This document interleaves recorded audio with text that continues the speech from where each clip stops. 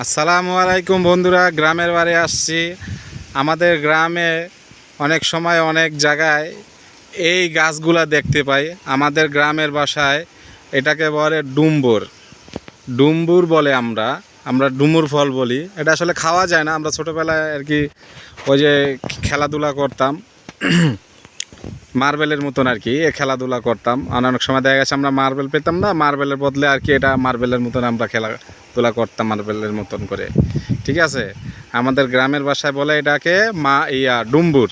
কিন্তু আপনাদের এলাকায় কার কার ভাষায় কি বলে কমেন্টে জানাবেন। আসলে এটা কি বলে আপনাদের গ্রামের ভাষায়, এই যে ভালো করে দেখেন, এটাকে ডুম্বুর বলি আমরা। আপনাদের গ্রামের ভাষায় কি বলে আমাদের